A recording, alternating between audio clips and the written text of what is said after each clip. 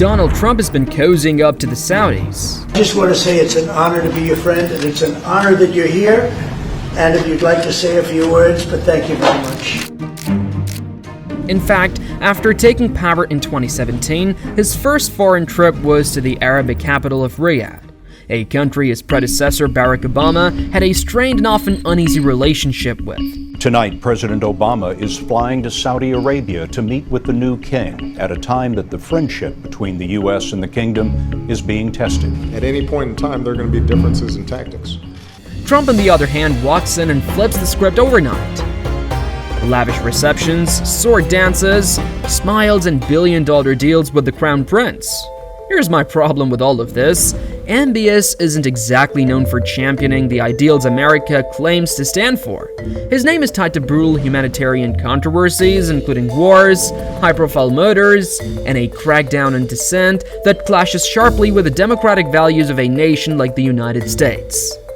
Donald Trump has decided to overlook all of these atrocities, pledging even more military support to the Arab nation. And we will be sure to help our Saudi friends to get a good deal from our great American defense companies.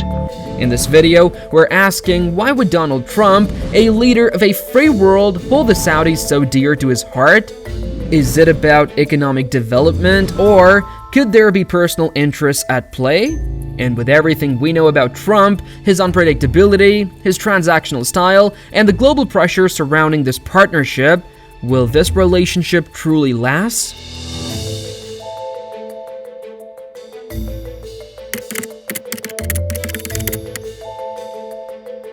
First, let us understand, what does MBS want?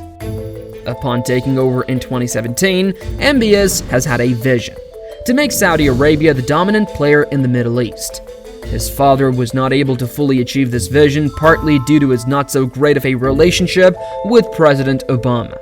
So in 2017, when Trump came to power, MBS takes this opportunity to make friends with the new figure in the White House. MBS invites Trump for a visit to Saudi Arabia. And unlike the tension during the Obama visit, Trump is welcomed with a lot of grandeur.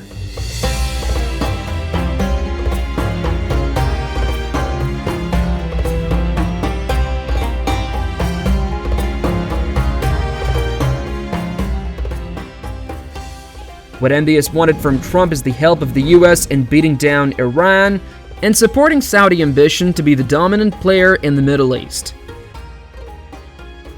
All these was happening against the backdrop of several Saudi-backed atrocities. Chief among them was the murder of a dissenting journalist, Jamal Khashoggi. He might be wealthy beyond belief and lead a life of extreme privilege, but in reality, the Crown Prince of Saudi Arabia, Mohammed bin Salman, is a ruthless thug who places no value on the lives of those who question him. MBS also detained his cousin Mohammed bin Nayef, as well as several arrests of dissenting voices. Trump did not speak against any of these atrocities, instead voicing his continued support for Saudi. I love the Saudis. Many are in this building. Trump pledged more support to Saudi, offering a $100 billion arms deal among other benefits. In return, MBS also made a visit to the United States to foster their newfound relationship. Thank you very much, everybody. It's a great honor to have the Crown Prince with us. Saudi Arabia has been... He made several investment deals in tech, oil, innovation, among others, even meeting titans of industry. The relationship between the United States and Saudi Arabia briefly took a downturn with the coming into power of President Biden. The Biden administration felt like the Saudi government was weaponizing oil and using proceeds from oil to further human atrocities. The revenue from that oil that is allowing the Russians to perpetuate a campaign that is killing thousands of civilians inside of Ukraine. In fact, Biden's visit to Saudi Arabia was marred by a lot of tensions that Biden left without making any direct investment promises. President Biden tonight making his way back home, but his controversial visit still sending shockwaves. So sour was the relationship, with it a Saudi media outlet aired a skit mocking President Joe Biden. Putin, listen to me. I have a very important message to you. The message is, and the president of China. This strained the relationship even further. However, to the relief of MBS and Saudi Arabia, this happened. Donald Trump was back to power, a sigh of relief for the Kingdom of Saudi Arabia, particularly for MBS. So, in his recent November visit to the US, Trump and MBS picked up where they left, both cozying up to each other's company and making further investment deals.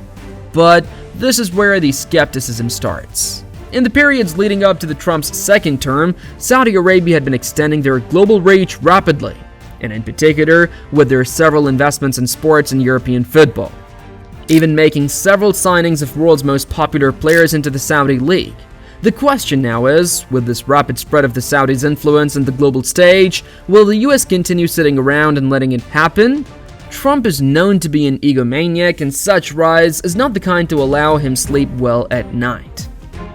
Also, Trump is known to not warm up very nicely when a close associate starts growing in power. If he could fall out with Elon Musk, the person who single-handedly financed his re-election, how about the Saudis who are a distant away? Saudi Arabia is rising, and it will be curious to see if this cozy relationship continues to hold in the coming years. Or does Trump have a conflict of interest when it comes to Saudi Arabia, as was asked by this ABC journalist? Is it appropriate, Mr. President, for your family to be doing business in Saudi Arabia while you're president? Is that a conflict of interest? I bet that it's just a matter of time before Trump begins to fall out of this love.